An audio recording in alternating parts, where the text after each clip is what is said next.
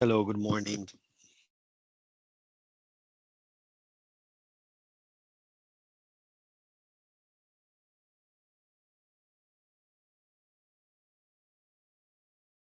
We will start in a couple of minutes. I see that people are joining. Um, let's give a couple of more minutes to people to join.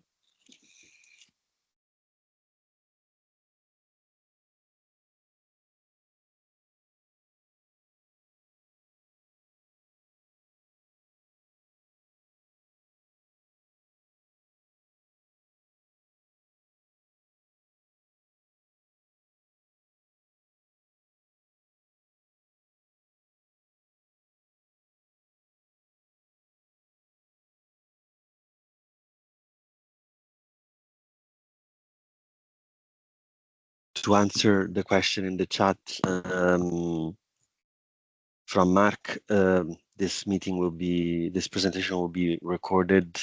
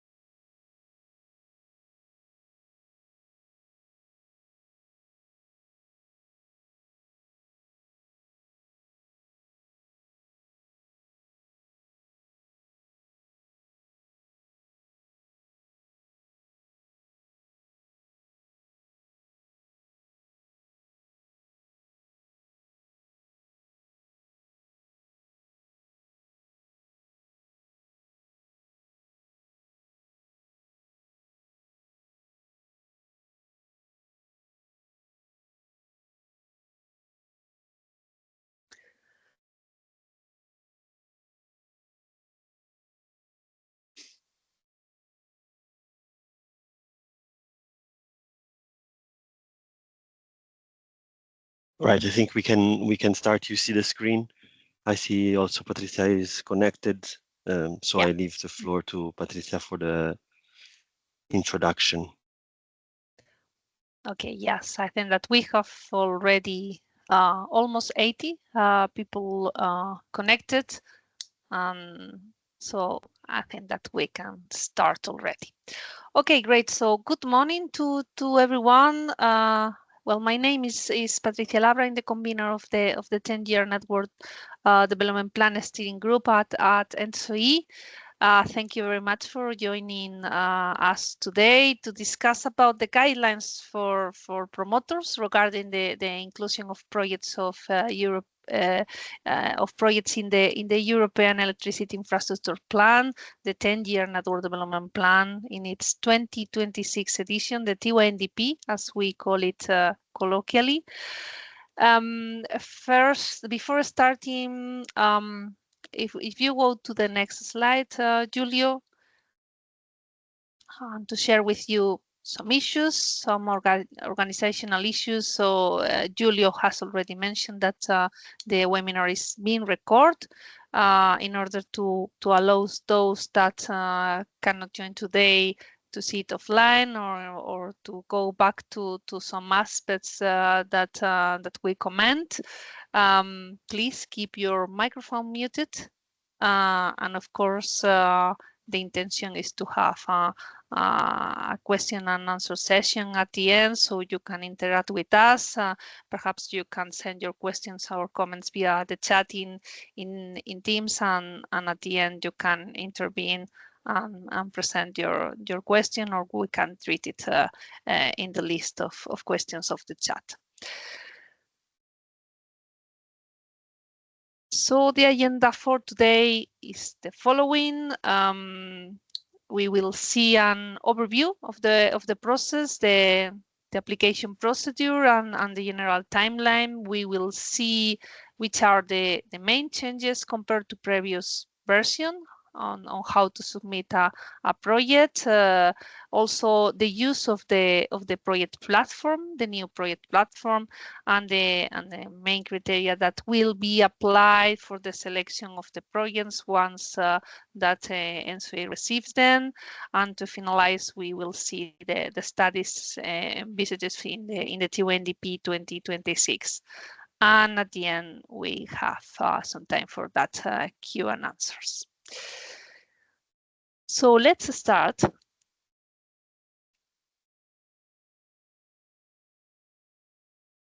And here, I'm sure that most of you already know quite well the global process of the TYNDP, which is the European Electricity Infrastructure Development Plan, and that provides a pan-European vision of the future power system and allows to investigate how power links and storage can be used to make the energy transition happen in a cost-effective and secure way. So every plan, every TYNDP starts with the scenarios definition. They are a set of possible futures which are used to assess future needs and to assess the infrastructure projects. Since several editions already, they are performed jointly by ENTSO-E and ENTSO-G, the Association of TSOs for Electricity and Gas.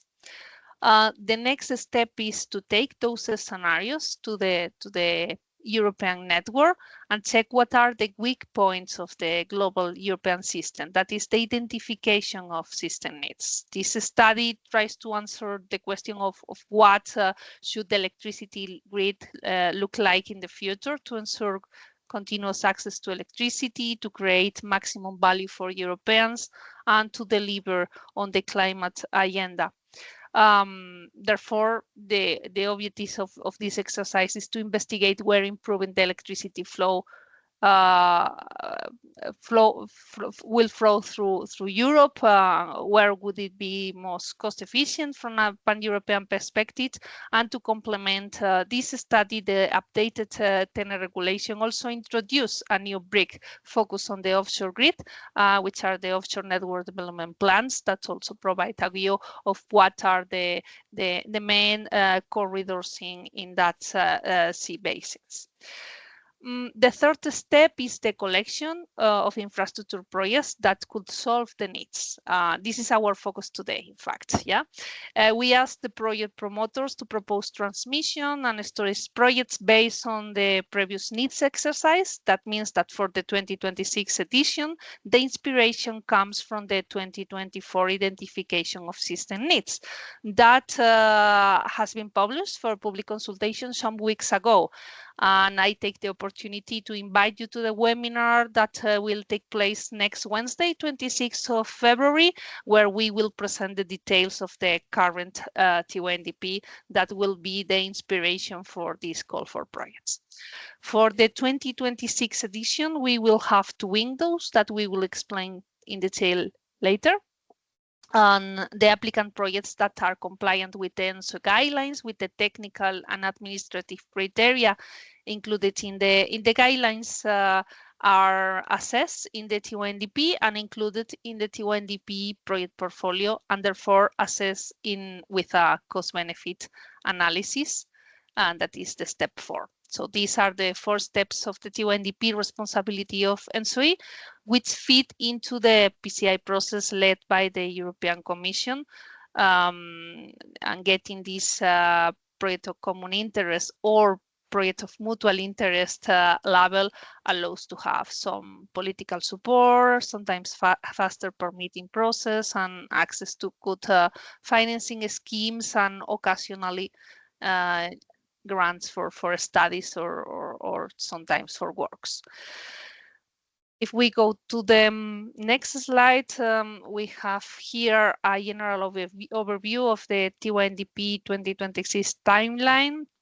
well, it takes around 1.5 years with intense experience of have robust data, thousands of simulations and consolidation of results, and that is the development of a scenario, the identification of needs, and the cost-benefit analysis that you can see on the left side of the slide.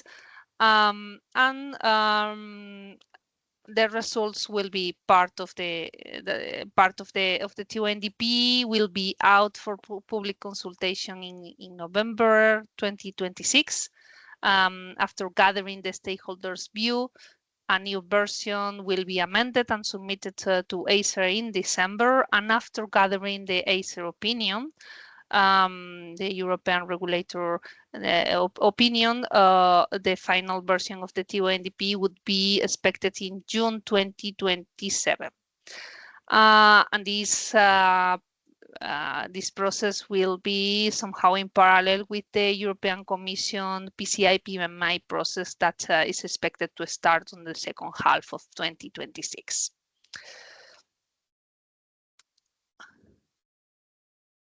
So if we go to the next slide, we can see with a little more detail the timeline. We launch or we have this kickoff today with this webinar. Also, the guidance for projects, it's already in public consultation. And you can send your comments to it. The idea is to finish it in March, where ENTSO-E will publish the final guidance to apply to the TYNDP. And afterwards, from the 1st of April to the 9th of May 2025, we will have this first window, the main submission window, for in which project promoters should submit their applications. Then we will start the review of those applications. We estimate more or less 40 working days, but of course it can vary depending on the number of applications that we can receive. During this period, there is possibility to ask for complete to have a complete set of data, or to correct some issues to allow the proper assessment of the projects, of the applications. And of course, also project promoters can request to correct information in case that they have detected they submitted any error. But here the important things is it's that after that date, it's not possible to change relevant data. We have a data freeze because if the CBA, if the cost-benefit analysis starts, we cannot make changes on the definition of the projects in that moment. So if we go to the next slide. Okay. After this period of revision, the intention is that in July 2025, ENTSO-E notifies the project promoters the acceptance or rejection of the application, of course, with the proper justification, and will publish the list of projects for the TYNDP project portfolio. Of course, the rejected projects can request a review of the rejection decision if they don't agree with the explanation that is provided. And in autumn, between September and October, we don't have the exact dates for the second window. We will have this second submission window for non-mature projects that would like to apply for the TYNDP. So we understand that for those long-term projects that are supposed to come to the system beyond 2035, perhaps they require a little more time from now. That is recently published the identification of system needs exercise. They need a little more time to define what type of projects they would like to submit for this long-term horizon. So that's why this second window is here to propose additional projects that as they are non-mature projects, of course, the definition of them can be lighter, and also that implies that the assessment of the CBA that we will have at ENTSO-E will be also a light CBA assessment, as probably not all the details are available. Yeah. From December to January, after the revision of those projects, ENTSO-E will publish the updated list of the accepted and rejected projects. And of course, as I mentioned before, those rejected projects may request a review for the rejection decision. So in this stage, we will have the full list of TYNDP project portfolio, and we enter in the Q1 of 2026, where we intend to have a workshop, webinar, for project promoters on the project level indicators, the project level benefits. So if we go to the next slide, later we will dig a little more on these project level indicators. In Q2 2026, we will organize workshops or webinars with project promoters on the project seats, how they look like, the CBA methodology, also the publication of the project information on CBA results in the project seats. It's possible that project promoters will be asked to submit additional information to complete the project sheet, to have harmonized project sheets among the projects, and also the most updated information to enter later in the PCI PMI process, and to publish the document at the end. By October 2026, ENTSO-E will share the CBA results with project promoters at least 2 weeks before the publication to the externals for the public consultation. So you will be able to know your own assessments and at least before that public consultation. And in October, as I mentioned before, ENTSO-E intends to release the project sheets, included the CBA results, as part of the draft TYNDP package for the public consultation. Okay, so once we receive all the applications, we have that period for the assessment of the applications. As in previous releases, there are a list of administrative criteria and a list of technical criteria, and so it will review all the documents submitted, and in case of any doubt, perhaps need to contact project promoters for some clarifications.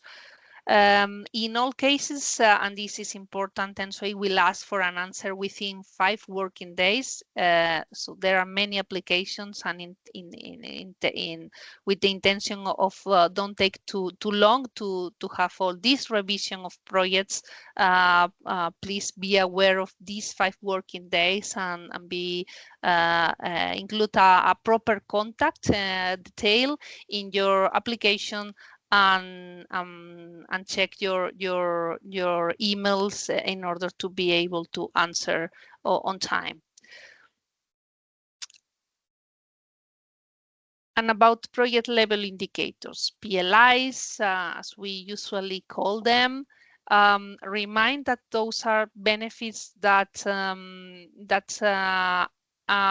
cannot currently be computed by ENTSO-E, but because they are not included in the CBA approved methodologies, and so that means that it does not exist a verified guidance that allows this pan-European computation.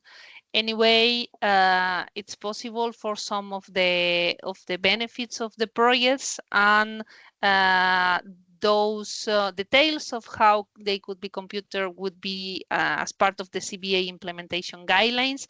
And as I mentioned before, in Q1 of 2026, well, we can have a discussion, a webinar on the requisites to submit those PLIs.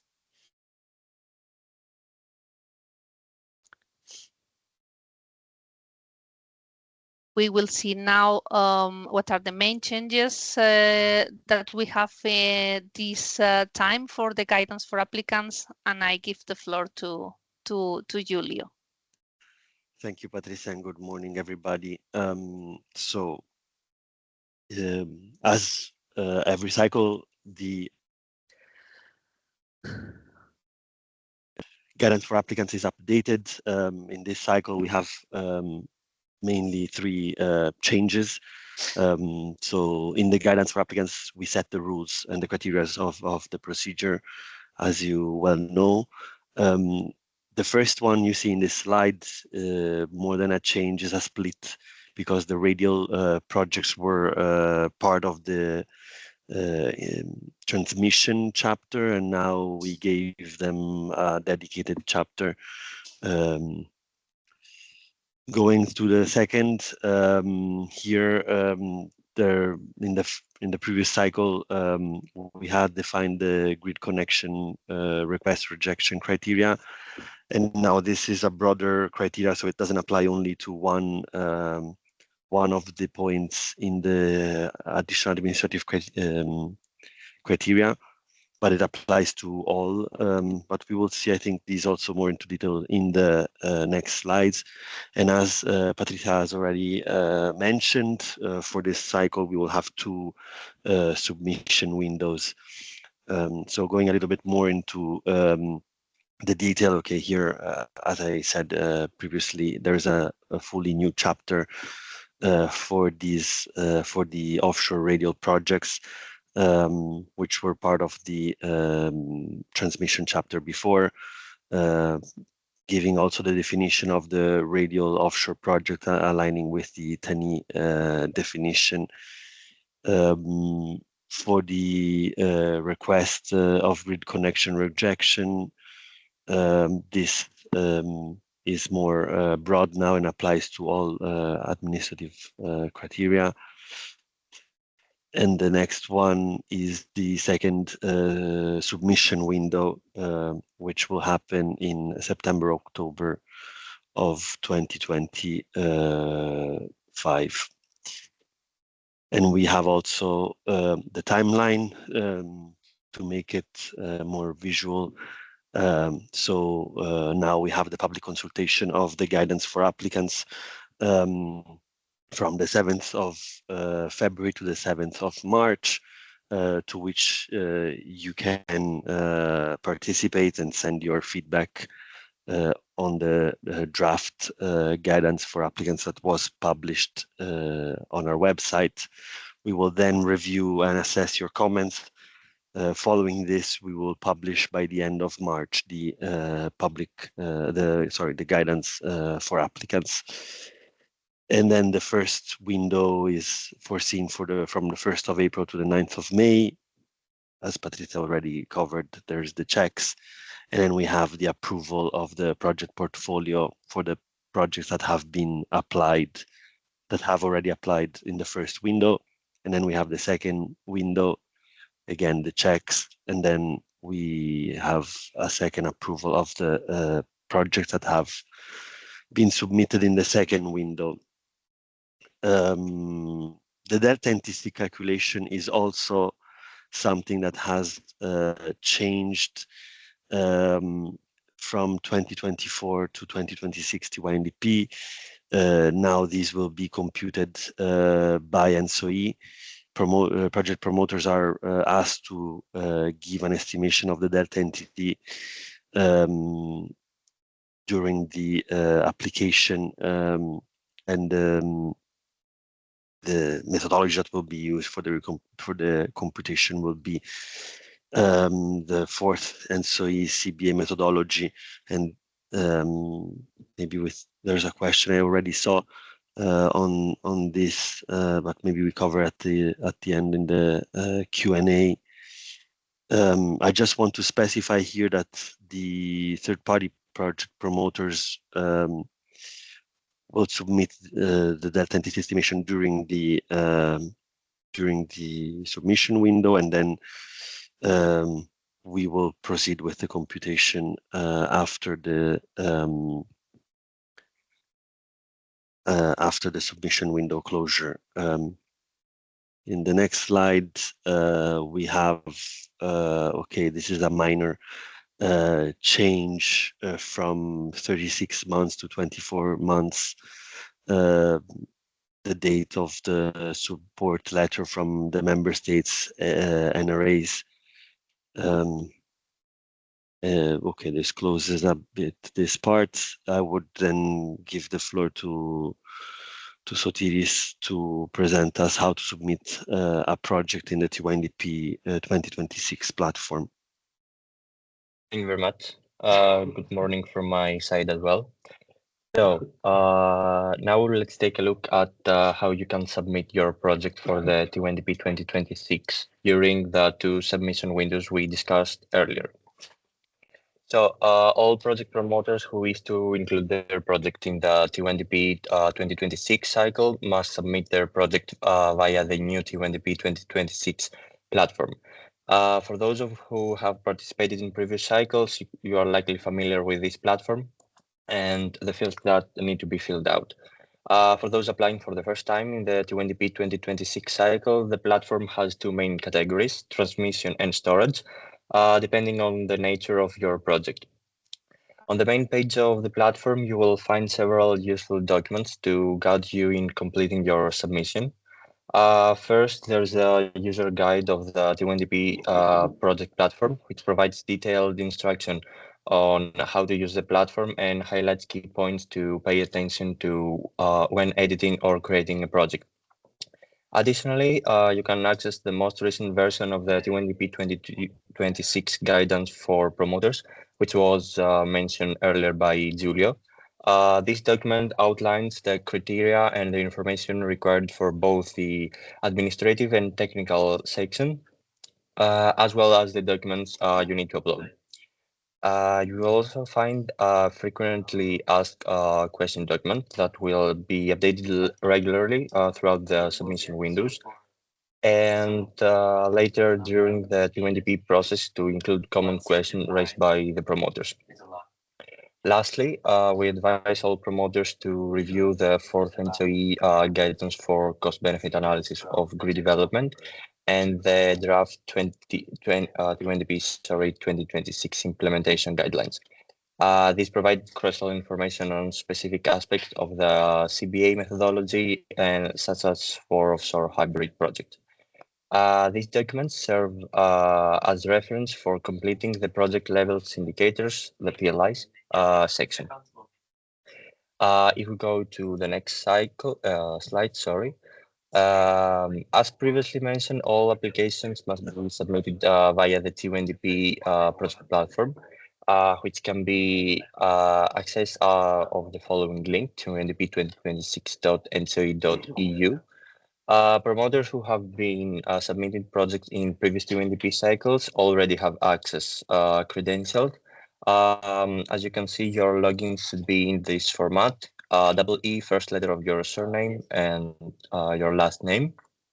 New promoters must contact us to obtain login credential. If you need credential or have any question, please contact us on the email of the TYNDP.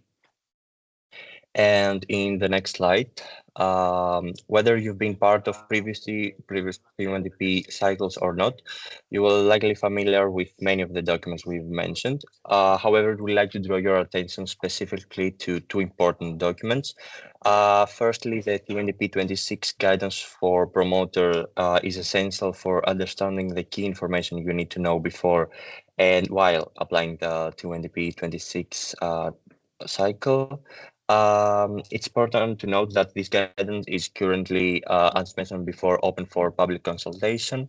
The consultation will close on March the 7th, 2025, and they will review all feedback and publish the final version of the guidance by end of March. Secondly, there's a document that highlights all the significant changes made to the guidance compared to the 2024 version. This document will be particularly useful for those of you who have participated in previous cycles, as it outlines the new changes that Julia discussed earlier in more detail. So thank you very much for your attention. And the next topic is the main criteria for selection, which will be presented by Julia. Thank you. Thank you very much, Sotiris. So we go a little bit more into the details of the criterias for applying. Many of you, I guess, if it's not your first cycle, are familiar with these. So we have three categories for project promoters in the transmission, which are holding a license. And then we have two categories, the category B for promoters that intend to request an exemption or is yet to be regulated according to the European regulation. For the storage, we have just one category, that it's category C. But in case you have any doubts in which category you fall, you can always reach out to us, and we can clarify this together with you. The administrative criteria, we have mandatory criteria that are to be sent, so the promoter has to be unbundled or is intending to apply for the status or the certification, or they have an exemption for the unbundling. You will have to provide the proof of the company existence and also the proof of the financial strength of the company. And lastly, the technical expertise. But you will find more details on this in the guidance for applicants. I don't know if you can still hear me because my headset's yeah, okay, thanks. In the additional administrative criteria, as you know, you have to select just one of these. So depending on the status of your project, you are able to select one or another. So for example, if you're under consideration, you can submit a member state or an array support letter. In the case your project is more advanced, for example, is planned, then the requirement is that your project has to be included in the latest National Development Plan, but you can also be part of the last PCI PMI label. And if you are or you have an exemption from European Commission, you can see here the table summarizes which criteria can be selected for which status. On the technical criteria, all data must be provided, and for this you can refer to the sections 2.2.2 and 2.3.2 of the guidance. And I would also add the new one that was defined for the offshore, which I don't see in this slide, which is the 2.2.3. We will amend after the presentation this slide. The slides will be available in the promoter's corner as well as the recording.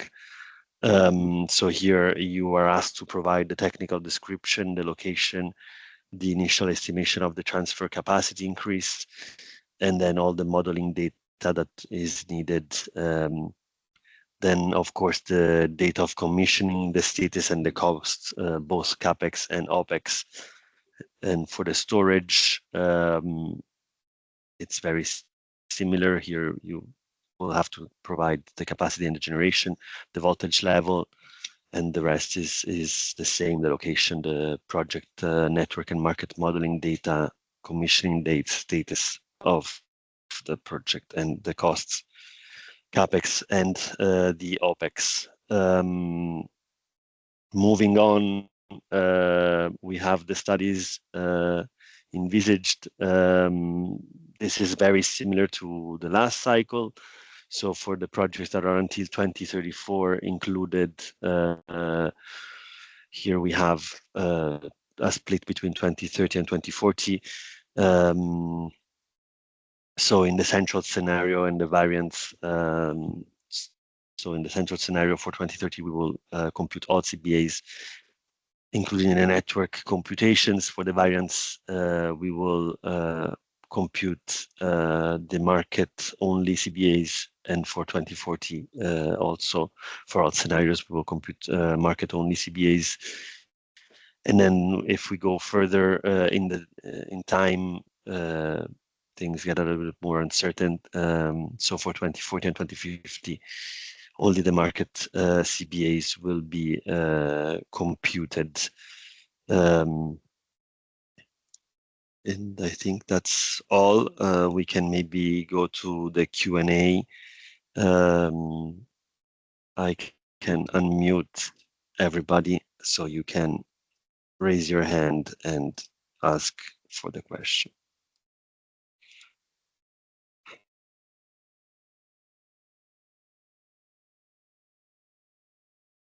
So I don't know if you, yes, I allowed the mics. Are you able, Mark, you're the first one. Are you able, or? Yeah. Yes, hello. Okay, First I of can all, hear you. Can you hear me? Yes. Yeah. Thank you for this session, for this informative session. I have one point regarding the network, wrote it also in the text. It's every time we are asked to give the details of the network projects for the investments, but sometimes investments are complicated. They comprise, for instance, a line and a transformer, and the template does not allow to really receive the correct data you need. And the second point is that anyway, these data are collected in the network model. I don't know what the process is called. I think it's Marcos Olmos, where you give an IGM of each country. So I've said this, I think, for 4 or 5 last T1DP versions, could now have 5 T1DP cups at home, T1DP 14, 16, 28, 22, and 24, that this makes no sense to collect these details here. Because anyway, you will never perform a load flow calculation with the data you get in this template, but it's personal opinion. Thank you, Mark.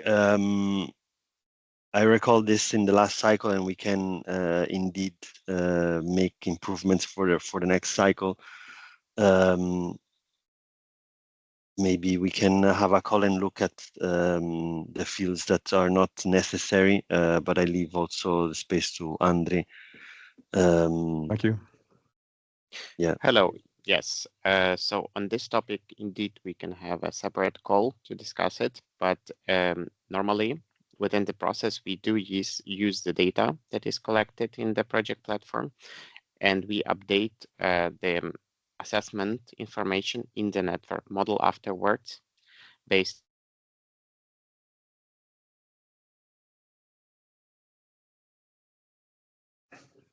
I think we lost Andre. Yeah, lost you. But thank you, maybe Andre. But once again, if you have an investment that comprises a line and a transformer, so a line, a 380 kV line, and a 380 220 kV transformer, you cannot put the impedance R, X, and B in this template, because it will be some kind of value that does not correspond to reality. And the value used for calculations, I very strongly guess, don't come from these templates, but they come from the network data sets that are distributed besides. And to me, it's a bit, I don't know how to compare, what to compare this to. It's as if you go to, on a trip, and maybe they ask you to have one blood test every day, something like that, to see whether you have a rhesus plus or minus. It's just it doesn't help, but it's my opinion. And I've said it already several times in TYNDP, and it's because, as I say, it's okay if you have a line, if you have a PST, but we often have the PST and transformers, or no, or line and transformers. You cannot model this in this template. Thank you, Mark, for these comments.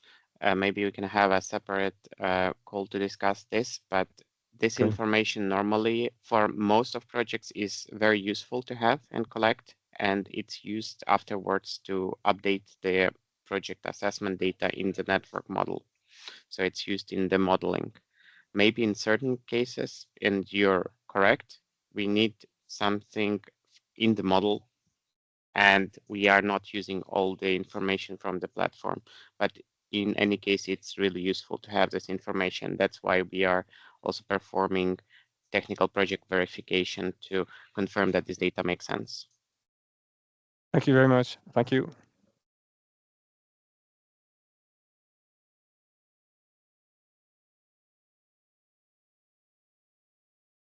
Okay, maybe I don't see. Okay, I see a hand up. Doina, I think you should be Yes. able to. Yeah, perfect.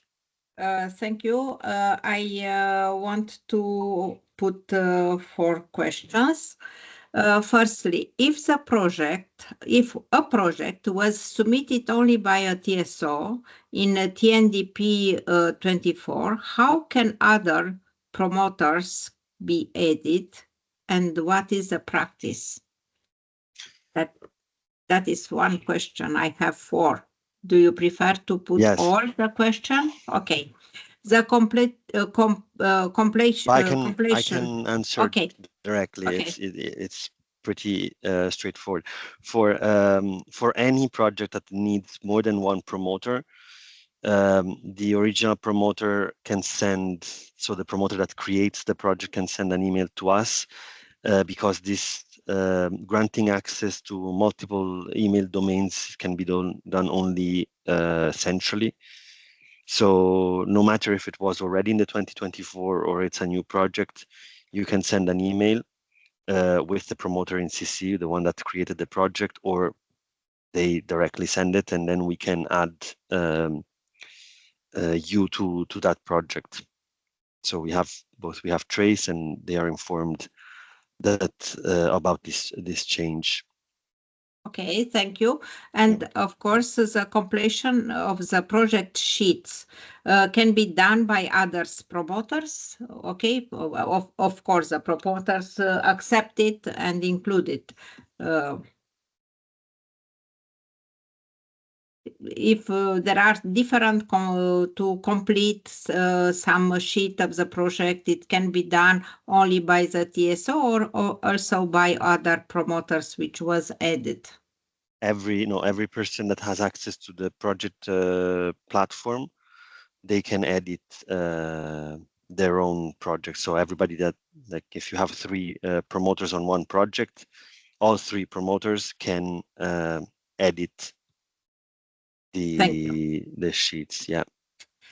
For a project submitted in 24, how can add some changes based on the feasibility study developed in the meantime? Yeah, so the idea behind the TYNDP, since it's every 2 years, is that the data can change from cycle to cycle, exactly to gather these changes that come from further studies that you do, or because the project itself might vary in time. So when we open in April the submission window, you will be able to change all the parameters of your project based on the pre-feasibility study that you have conducted. Thank you.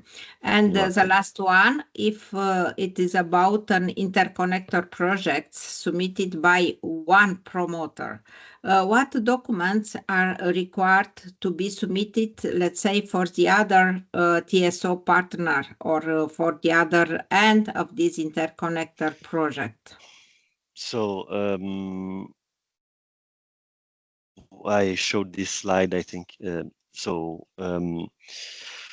You will have to provide the company existence, the financial strength, and the proof of technical expertise, as well as the unbundling. So if you have a TSO, let's say this a TSO that which is ENTSO-E member, this is a little bit easier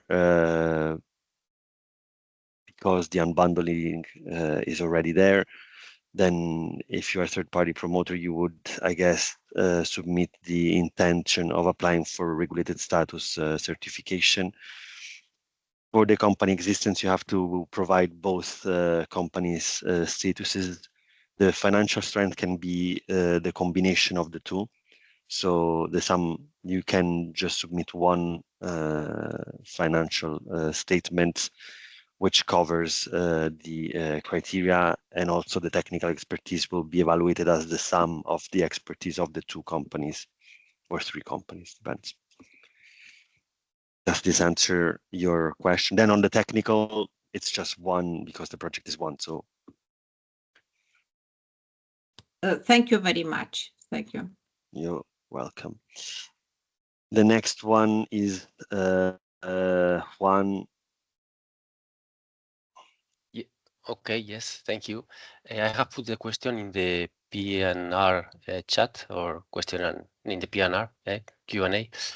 But if you submit a project which is still under consideration, so in the lower level of development, and you send it to the first submission window, what happens if it is rejected due to administrative information or some other reason?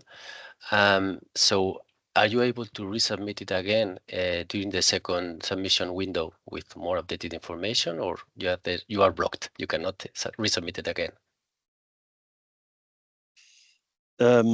So here, for the under consideration, we have to take into account one thing before, which is the criteria for the product. Do I have it? I should have it. The criteria, yeah, here it's here. The criteria to be included. So it's not only to be under consideration, the project must have not been in any previous TYNDP cycle, and their expected commissioning year should be after 2035. So if you have these, if you respect these requirements in the first, and you still want to submit in the first window, and you get rejected, then you will provide. You can provide the additional data that is missing if you then fulfill this requirement by the second window. Okay. The idea of the first, I want to emphasize that the idea of the first window is to collect as many projects as possible, and to leave the second window just for the projects that are really not yet conceived at the moment. So those projects that will materialize in summer, which are really at the very early stage. I still hear someone. I think it's Sorry. Yeah, and so yeah. This is basically, yeah, you can resubmit the project. Thank you. Clear.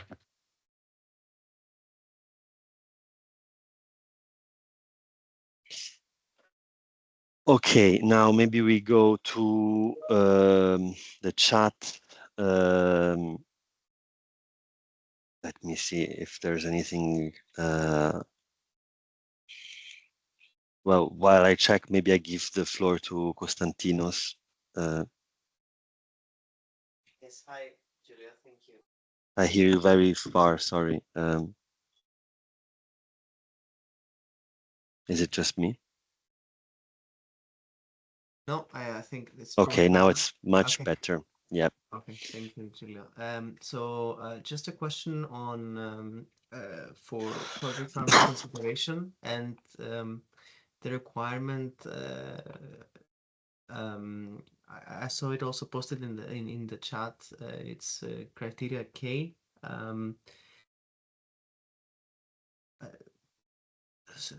Sorry, it was posted a little bit before, but basically, I wanted to ask on the required documentation. I think it's not particularly clear. I'm referencing the document, not the presentation. Criteria K. So there I can see the requirement is an agreed pre-feasibility study, or for the TSOs to facilitate a pre-feasibility study. But in the required documentation, it's required the proof of request for the pre-feasibility study or a connection request to the TSOs. And I was wondering,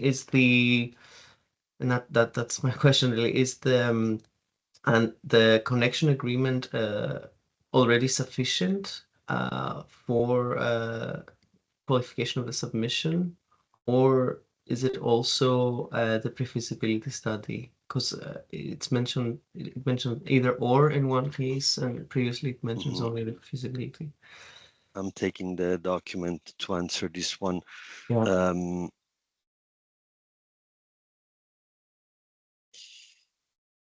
So that would be page 15, 14 and 15.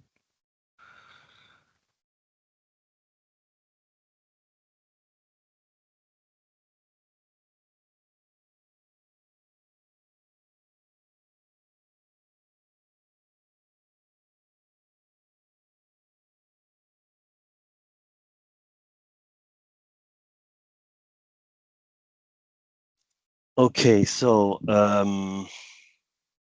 it's the next one. You said page, sorry, it's on the transmission, not on the storage. I got the wrong chapter. Yeah, it's page bottom of page 14 and then continues to page 15. Yeah, okay. Yeah, so the idea behind this point is that the TSO should be involved.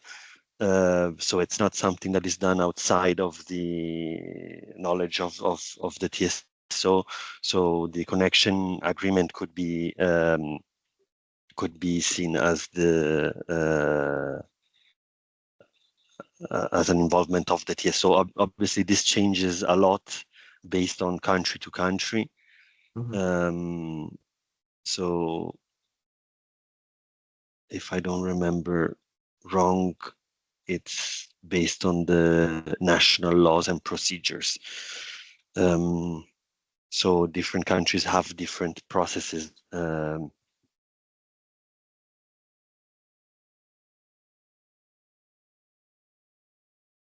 Does this answer your question, Konstantinos?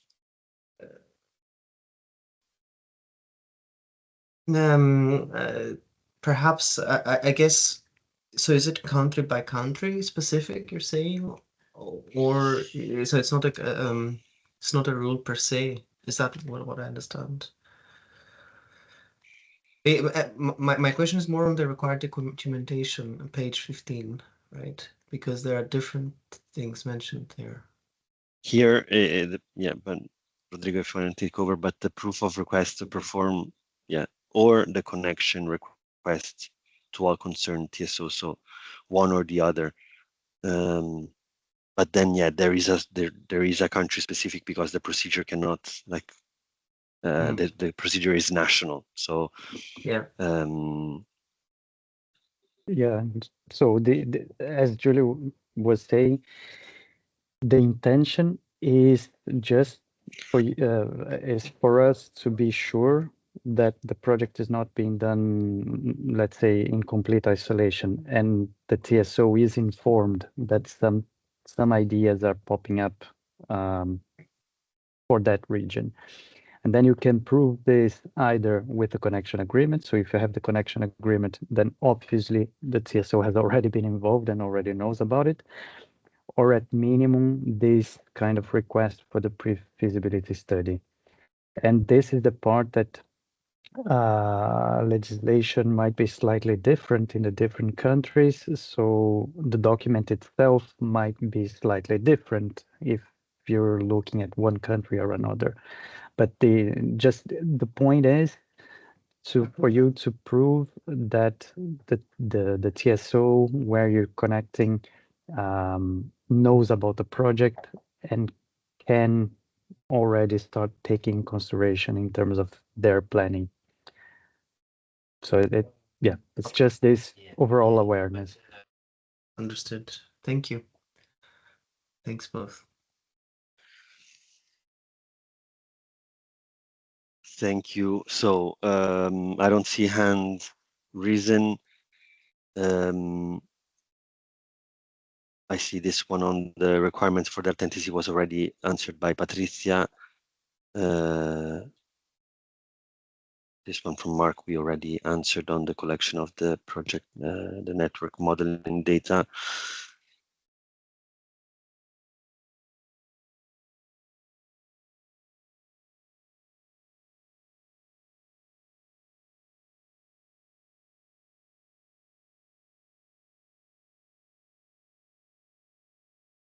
Is it the requirement that applied project has to be in a last one? This one is from Farhad. Has to be in at least one of the ENTSO-E hosting countries NDP. I need to check. Yeah, perhaps yes, we can comment a little bit on. There are a set of criteria from E to K that are the possibilities, and one of them have to be fulfilled.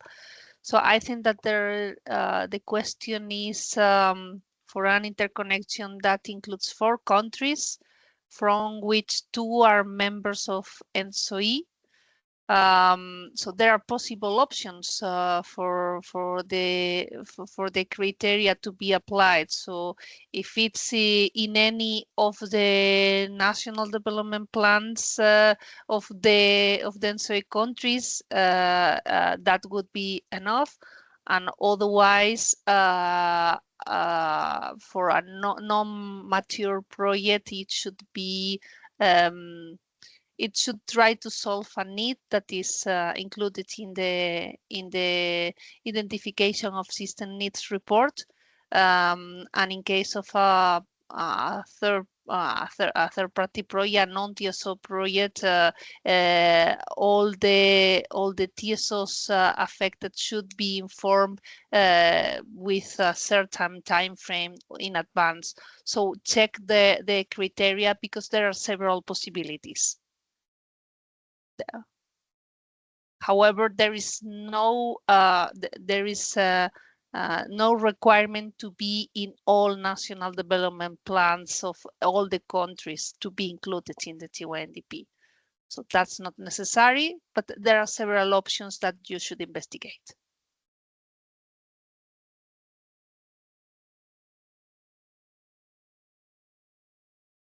I see the hand risen by Edward. Hi, Giulio. Thank you. My question relates to electricity storage.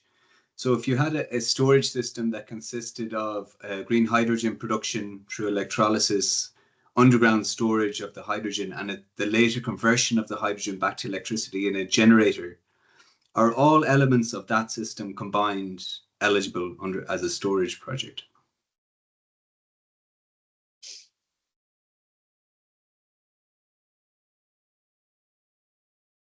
I need to check on the storage administrative criteria. So you have a hydrogen storage, right? Yeah, so you take surplus renewables through electrolysis, make hydrogen, store that hydrogen in large scale, long duration storage and geological underground storage, and later convert that hydrogen back to electricity using generators, be it fuel cells or turbines, when there is insufficient renewables on the system. I'm asking about that combined system operates like a battery, but on a larger scale. And I'm wondering if that combined system could be classified as a storage system. To be honest, I have to check this question. If these storages are eligible for TYNDP. Thank you. And also if it's under ENTSO-E or ENTSO-G also. Which of the two is the right place to submit it? Yeah, so the electrolyzers, we'll say, are eligible under ENTSO-G, but the power generation isn't. Whereas it's the combined system of the producing the hydrogen with electrolyzers, storing it, and later converting it back to electricity. It's all the elements that can make a electricity storage project. So yeah, but both CBAs, both for ENTSO-E and ENTSO-G, are derived by the scenario building model. So you take into account both energy systems, and generation can be added on top. For an example can be the radial offshore projects, for example, which this capacity of generation is not taken into account in scenarios, but is added on top. So as we can do it for the radios, then ENTSO-G can also add to their electrolyzers the dedicated generation if it's part of the project you are submitting. Thank you. But it's to be checked, I think. Yeah. So maybe we come back to you on this. Yeah, that'd be great if you could, please. Thank you very much. We may contact you for in a separate call to understand a bit better. Also, if the storage would be connected or not to the rest of the hydrogen system. So I think it depends.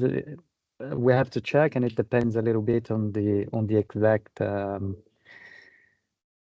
Exactly how things would be done, and then we can give you more proper guidance whether it's more suitable here or more suitable on ENTSO-G side. However, especially for these projects where we have, let's say, sort of a dual system function, we do interact with ENTSO-G and share the information necessary so that we do the CBA in the most appropriate way, whether on ENTSO-E or on ENTSO-G side. But we come back to understand the details and provide you more guidance. Thank you, Rodrigo. Really appreciate that. I'm available for a follow-up call. Thank you.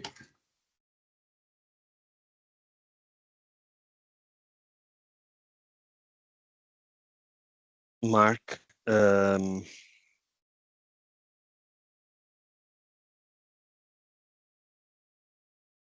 I see your hands up. Yes.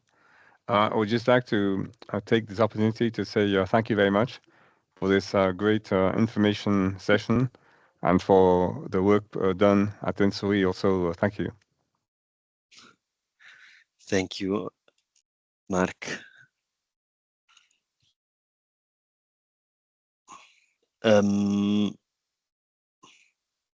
Okay, Rodrigo already answered the question from Konstantinos on the light CBA. These are market-only indicators, so the network will not be computed. The question from Luca has been clarified, right? If not, you can please take the floor.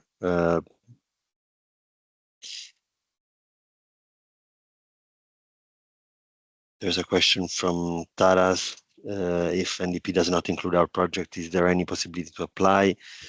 As you can see in this slide, you can use the other criteria based on the status of your project. I think we answered them all.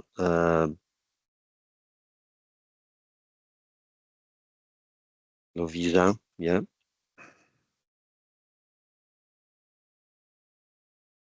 Hi, yes. So I had a question in the chat regarding the administrative criteria I for storage projects. So for the TSO agreement or process in this year's version of the guidance for applicants, you removed the part about or a statement of the process or requirements to be met to obtain such an agreement for the kind of what was required as documentation or explanation. So is it now in this year's round no longer sufficient to have a connection agreement process ongoing? Does it have to be an actual agreement?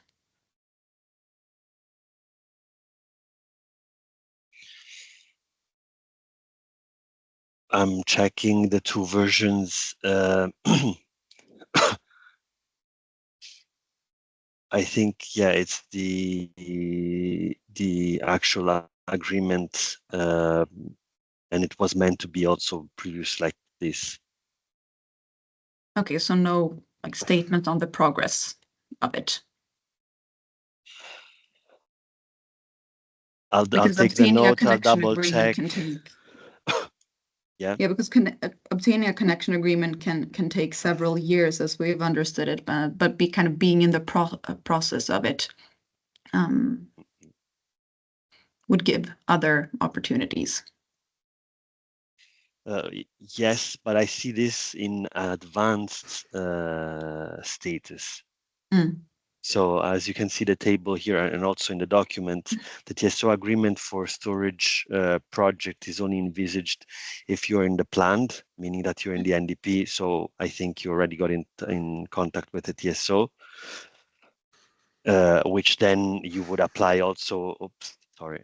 You would apply also with the inclusion in the latest available national development plan. So you don't have to rely on the signed agreement of the TSO. Same goes if you're in permitting and under construction. So if you're under consideration, this option is not possible. But you can apply with the pre-feasibility and feasibility study done or ongoing with the TSO. So under consideration, I have to read this again. Okay. Yeah, I think, yeah. Yeah, I was just noticing the change from last year and wondering if it was intentional or if it was just something that was removed unintentionally.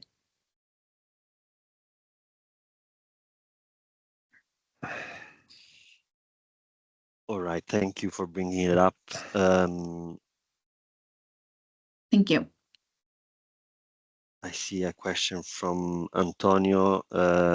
In case of interconnector with third country, will be given the chance to promoters to give the percentage of investment, operational and maintenance costs in the third country involved. This would be helpful for CBI and PV evaluation at EU 27 perimeter. Okay, and ENTSO-E perimeter.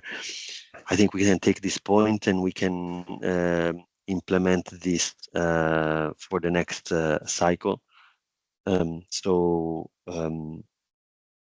We are preparing the platform for the next cycle, and we take your comment to add this part to the 2026 TYNDP platform. Thank you.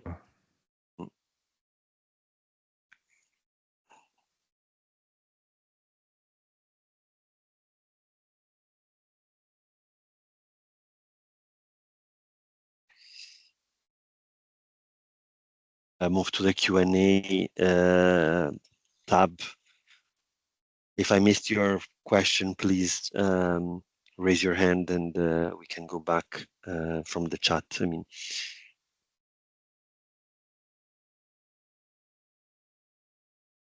okay, this one we already covered. From Irene, we advise you to submit in the first window in April, May.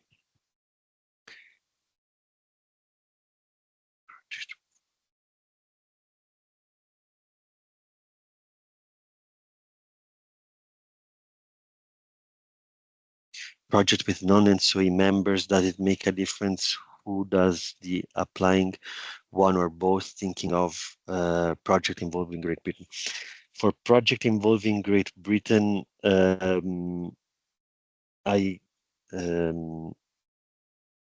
if I'm not wrong, the category A2 is specifically there to cover this case. But it doesn't make a difference with Great Britain, yeah. So there's a category here. Yeah, for projects with a transmission operating license promoter. In case of another type of entities, it would also be category B. So it depends.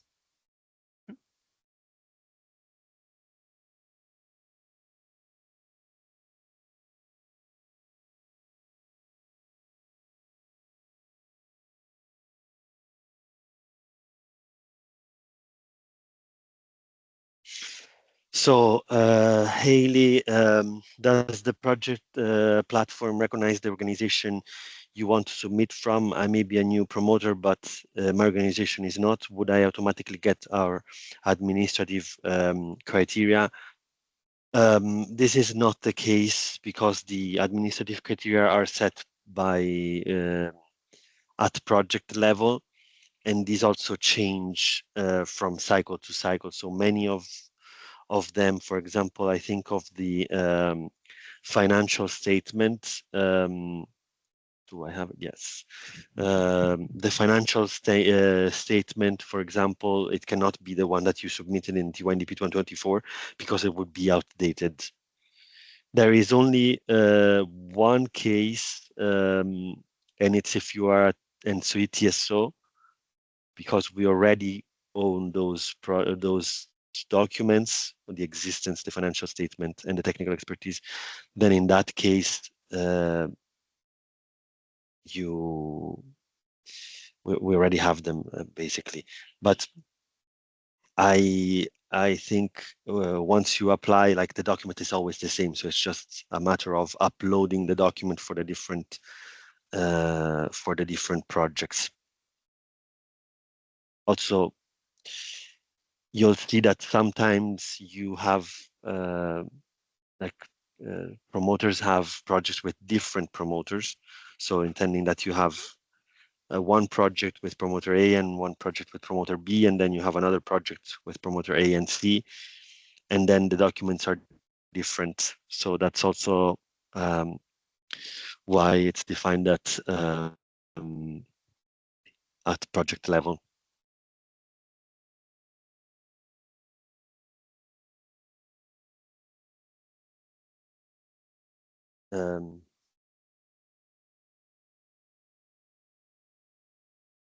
This one from Juan we already touched upon. Okay, I think here we're good. We still have 15 minutes planned before going to the closing slides. I would ask you if you have any other questions for us. If not, you can always reach to us by email. You also have the Promoters Corner where you can find you will find the guidance for applicants and all the relevant documents. For the moment, the one that you have available is the draft one that is out for public consultation. There will be the slides and the recordings for the webinars, and you can also register to the mailing list for project promoters. This is also wider. If you're just interested in TYNDP, there is communications that go to a broader audience. You might not be a project promoter, but you still want to be informed when the TYNDP starts. Obviously, there will be communication that are involving only project promoters, so it's only those that have applied to the platform and were eligible for the TYNDP. So there's different mailing lists. One last thing is we will have, as previous cycles, a webinar in April where we will guide you through the platform. I will go back. Sotiris has shown you the platform as it looks as of today, but we are still working on many fields, and also the comments that we will get during the public consultation may have an impact on the fields that will be requested. We will, after the opening of the window, we will do a webinar where we go through the platform and we address all your questions, and we support you in the process. Patricia, I don't know if you want to if you have any other remarks before we close. No, any other? I think that you have already mentioned almost everything. Just remind the invitation for the webinar next Wednesday to see the result of the TYNDP 2024. It's Friday, just to be sure. Oh, sorry. Friday. But yeah, next Friday. And thank you very much for your interactions, questions.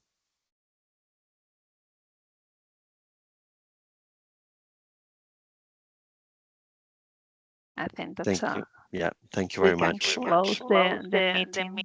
Thanks a lot. Thank you. Thank you for the information.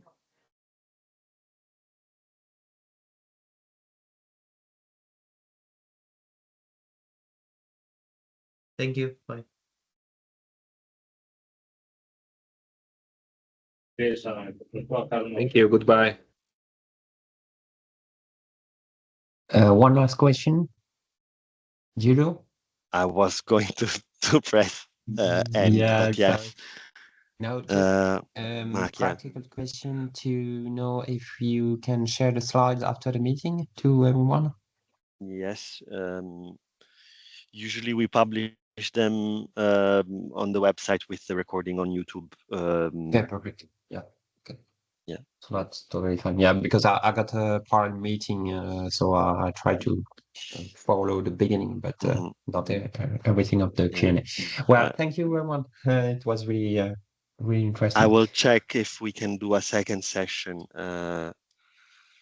for the ones that could not attend. But I saw a good attendance today, so we'll check for that. Yeah, and you will with get the recording, I think it's fine. It's totally okay. Totally fine. Thank you, and thank you. Have a nice day.